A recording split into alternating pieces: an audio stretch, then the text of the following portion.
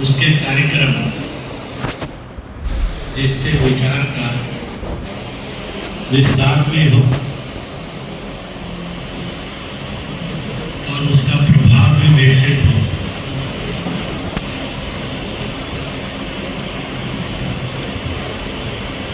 हम सब अकेले नहीं हैं, मिलकर हैं।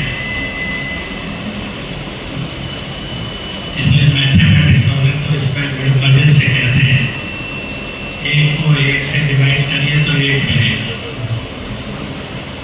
एक को एक से गुणा करिए तो भी एक रहेगा, एक में एक जमा करिए तो दो होगा, और एक 11 होंगे। इसको यूनिटी कहते हैं, जिसमें यूनिफॉर्मिटी का काम नहीं है, यूनिटी का है। तो हम इस रूप में करने के आदी बन जाए, जो सबसे कठिन काम होता है।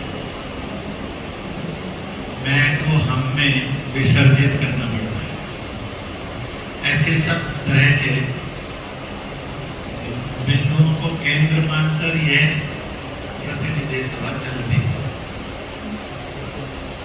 आज इस उद्घाटन के समय में शताब्दियों से जो यहाँ सहस्त्र धारा के रूप में तीर्थ है,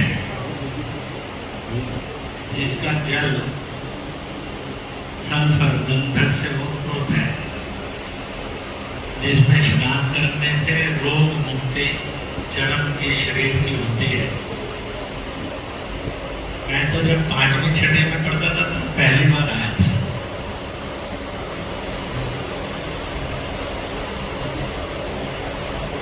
उसके बाद भी आया हूं और बहुत वर्षों के बाद आया। इसलिए व्यवसायीकरण में यहाँ का चित्र और चरित्र बदला हुआ है। पहले आध्यात्मिकता थी, फिर धार्मिकता भी आई। वो दोनों का प्रतिशत कम होता जा रहा है। मौज मस्ती और पर्यटन का तत्व बढ़ रहा है। बुरा नहीं है और बहुत श्रेष्ठ भी नहीं है, क्योंकि जब व्यवसायीकरण होता है तो उसके कारण डिसऑनेस्ट और करप्शन बढ़ती है।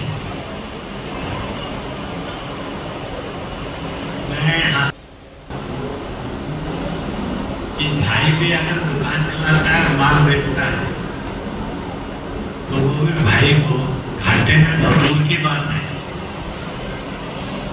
परंतु बिना कुछ कमाए उसको भी बेचता नहीं है। यह व्यवसाय का स्वभाव है। इसलिए उसमें आत्मीयता का हनन होता है और व्यवसाय का प्रभाव पड़ता है। और आज का युग व्यवसायीकरण का युग है, इसलिए सबको उसमें जीना मजबूरी हो जाती है।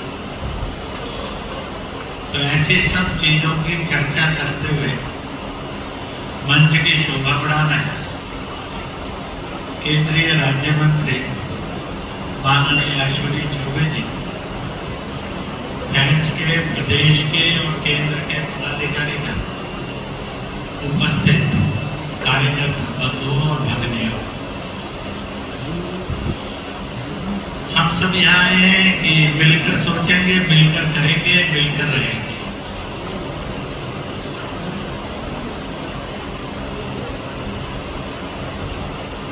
वैचारिक प्रदूषण भी सोचते रहना चाहिए। कल दिल्ली के अंदर कुछ मुस्लिम विद्वान, कोई कुलपति रहे हैं, कुछ IAS IPS रहे हैं, सर्विस में है, आउट ऑफ सर्विस है, वो भी थे, कुछ व्यापारी भी थे। 2 दिन पहले मैं गया, बौद्ध गया था, तो बौद्ध भक्ते भी थे और सन्यासी भी थे, बाकी लोग भी थे। मैंने ऐसे ही हंसते हुए कहा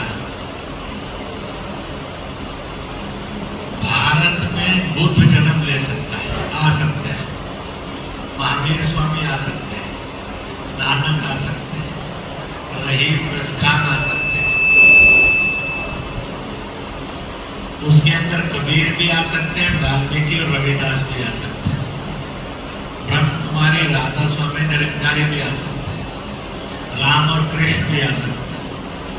क्या किसी मुस्लिम देश में और ईसाई देश में ये संभव है कि ये आ सके?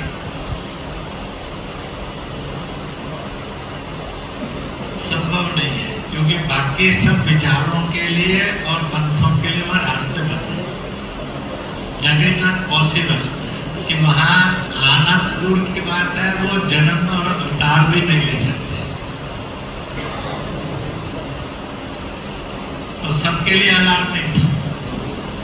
मैंने कहा जहां सब आ सकते हैं, स्वीकार भी हैं और सम्मानित भी हैं, वो कम्युनल कहलाते हैं। और जहां बाकी सबके लिए रास्ते बंद हैं, वो आजकल सेकुलर कहलाते हैं। जब तक मानवता की बुद्धिमत्ता और विज्ञान इससे कलुषित रहेगा, वो योग्य विकास नहीं दे सकता, क्योंकि वो अन्याय से ओतप्रोत है पहले से। मैं जब गया में था तो मेरे से बागेश्वर शास्त्री जी को लेकर उन्होंने प्रश्न किया। मैंने कहा वो ना किसी पार्टी के लिए आए थे, ना किसी जाति के लिए आए थे, एक सत्य है, उस सत्य को कहने के लिए आए थे। और विश्व के हर देश का कानून कहता है किसी भी धर्म का, संप्रदाय का कोई भी आयोजन हो तो वहां के प्रशासन की न्यूनतम जिम्मेवारी बनती है ऐसे को सुरक्षा प्रदान करना, आयोजन को लॉ एंड ऑर्डर प्रदान करना, उनको बेसिक फैसिलिटीज देना। जब बिहार सरकार को पता लग गया था कि 10-20 हजार नहीं आ रहे, 10 लाख आ रहे हैं, तो उसने स्वच्छता की कितनी व्यवस्था की। उसने कौन सी एक्सरसाइज की कि वहां 400, 500, 5000 शौचालय बने। उसने कौन सी एक्सरसाइज की कि ये लोग आएंगे तो आसपास के कुछ मैदान साफ हो जाए, नहीं छत दे सकते तो कम से कम साफ सुथरा मैदान तो देंगे। उसने तो अपनी बेसिक कॉन्स्टिट्यूशनल डेमोक्रेसी और सेकुलर जो ड्यूटी बनती थी वो नहीं निभाई। वो तो इतने पाप का और अपराध का है, चली गई राजनीति के झगड़े में, और इसलिए ये पाप और अपराध भी माफ हो गए। ये नहीं चलता। और उसका काम था,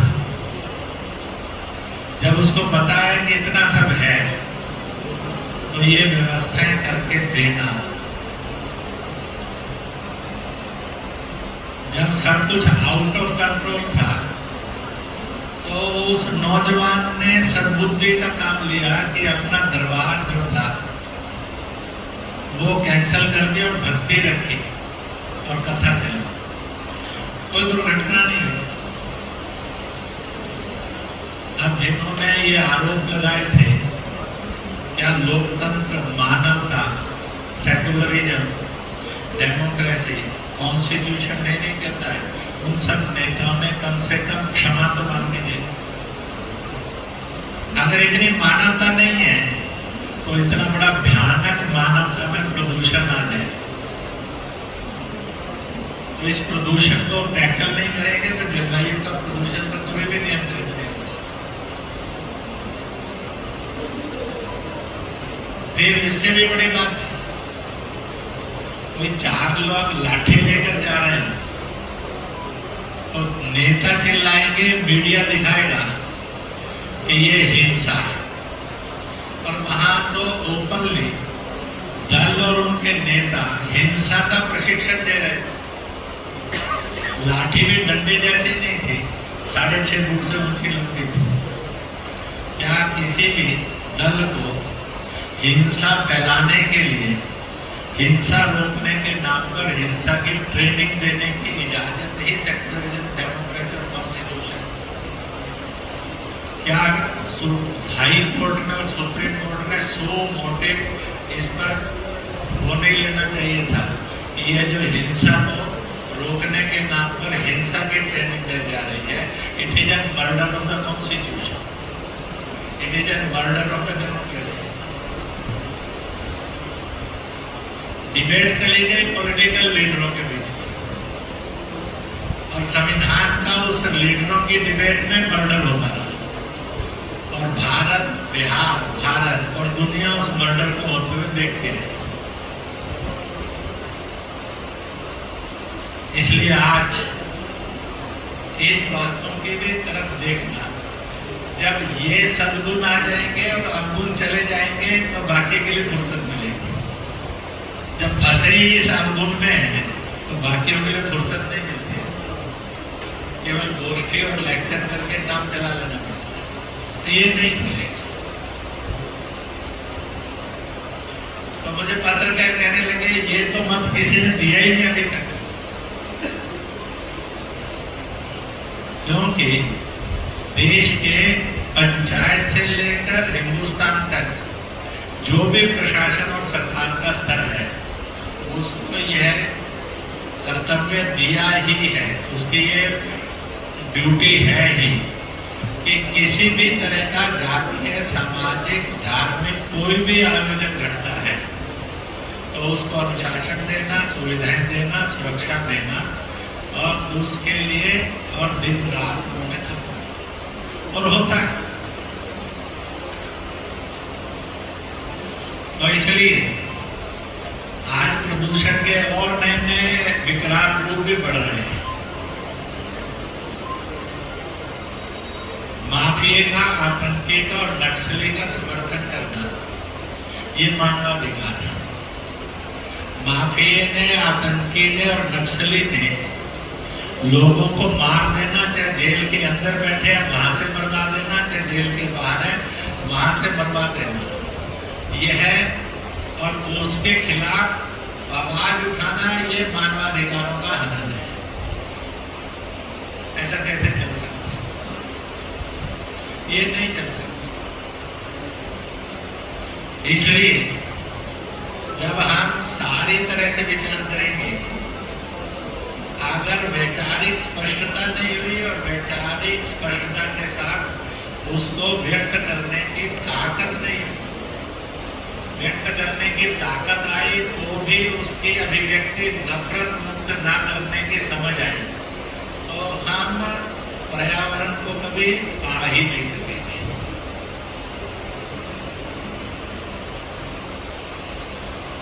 इसलिए ये आनी चाहिए। और मैं इसलिए कह रहा हूं कि मुझे लगा नहीं कि इन बातों को कहा नहीं जा सकता, और उन लोगों में नहीं कहा जा सकता। मैंने कहा मैं बौद्ध गया, मंदिर तथागत बुद्ध के दर्शन भी करने गया और पूजा भी की, तो भी बाहर खड़ा हुआ कहता है कि अंग्रेजी कॉमनल। जब हम विष्णुपद मंदिर गए, विष्णुपद मंदिर गए तो वहां तो कोई बौद्ध सन्यासी हमारे साथ नहीं आया, तो भी लोग कहते हैं कि वो बहुत सेकुलर है। मैंने बौद्धों के कॉन्फ्रेंस में कहा उनके साथ, मैंने कहा हमें सब जगह जाने से दुनिया की कोई ताकत नहीं रोक सकती, और आपको कोई ताकत सब जगह का सम्मान करना और जानना चाहिए, ये समझाने में हर ताकत कमजोर पड़ती रहेगी। ये नहीं चलता। और भगवान ने ताकत दी, जरा मुस्कुरा कर कहे तो लोग सुन लेंगे, जरा चेहरे पर त्योड़ी लाई तो लोग लड़ना शुरू कर देंगे। इसी को कहते हैं झूठ बोलिए नहीं, सच कड़वा होता है, उसको मीठा करके बोलिए। मतलब आप उसको with A smiling face, with in A smiling action, not a aggressor but A acceptor बनाकर बोले, तो इसको कहते हैं कि जहरीला है, कड़वा है, नफरत भरा है, और उसको मीठा करके बोलिए।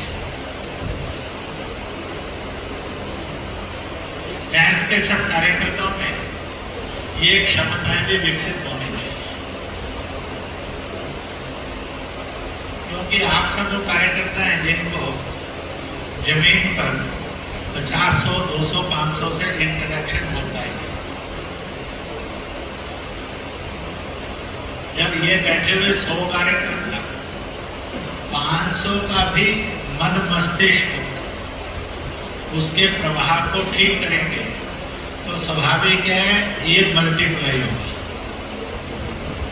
100 मल्टीप्लाई बाय 500 तो अपने आप 50,000 हो जाएगा। और ये मल्टीप्लिकेशन अगर हर साल बढ़ती रहे तो हम 10 साल के अंदर लाखों का प्रभाव हो जाएंगे। हम फिर भी छोटे ही प्रवाह नहीं हमेशा बने रहेंगे।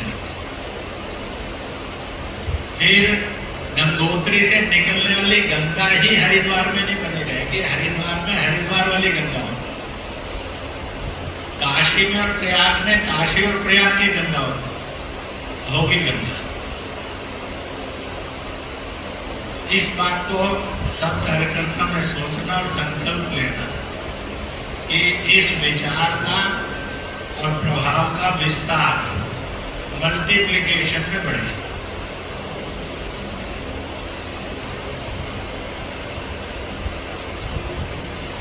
अब स्वाभाविक रूप से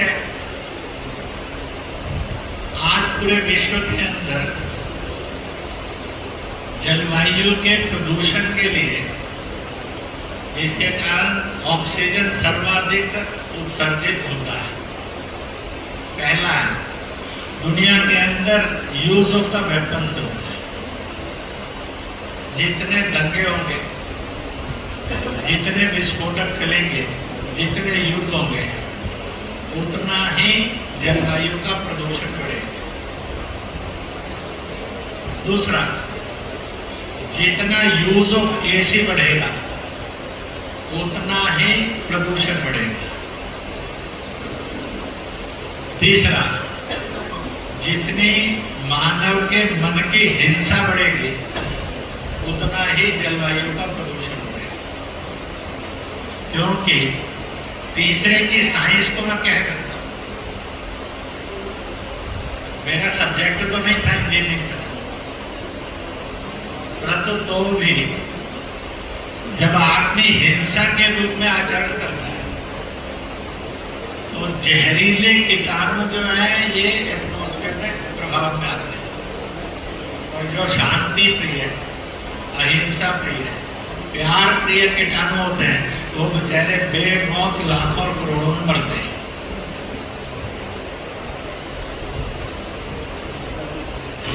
इसलिए आप देखेंगे निसंकोच भारत में जितने मत पंथ आए आज तक, उनकी कमिटमेंट है अहिंसा परमो धर्मः। भारत भूमि को छोड़कर विश्व में जो अन्य मत पंथ आए हैं, किसी की कमिटमेंट नहीं है अहिंसा परमो धर्मः। भारत में जन्मे हर मत पंथ की, चाहे वो राधा स्वामी निरंकारी होगा, चाहे फिर वो ब्रह्म कुमारी होगा, सबकी कमिटमेंट है करुणा और मैत्री। विश्व में अन्य जन्मे मत पंथों में से किसी की भी कमिटमेंट करुणा और मैत्री नहीं। कोई कोई उनके परिचय ऐसे हो सकते हैं जो करुणा, मैत्री, अहिंसा, परमो धर्मों की मार्केटिंग करते हैं, पर उनका मिशन और कमिटमेंट नहीं। हमारा ये मिशन और कमिटमेंट था, इसलिए हम जगत गुरु थे। हमारा ये मिशन और कमिटमेंट था, इसलिए लोग प्राणियों में सद्भावना, इसको सुनते नहीं थे, मानते थे। विश्व का कल्याण, जियो मगर सबके लिए, परमार्थ को मानते थे। क्योंकि हमने स्वार्थ जिया नहीं, निस्वार्थ पर रुके नहीं, हम परमार्थ की तरफ ही गए। और परमार्थ पर्यावरण का सबसे बड़ा भाई। जितना किसी समाज के अंदर नारी का शोषण होगा और जितना किसी समाज के अंदर गरीब, दुखी, पीड़ित, कमजोर, असहाय, निर्बल का शोषण होगा, उतनी जलवायु का प्रदूषण बढ़ता चला जाएगा। रोक नहीं सकते। हम जब बाहर ढूंढते हैं तो समाधान नहीं मिलता, अंदर ढूंढना नहीं जाते क्योंकि इतने ज्ञान और विज्ञान के मालिक बने नहीं। तो ढूंढना दोनों जगह में। बाहरी कारण कौन से हैं? जलवायु के प्रदूषण। और आंतरिक कारण कौन से हैं? जलवायु के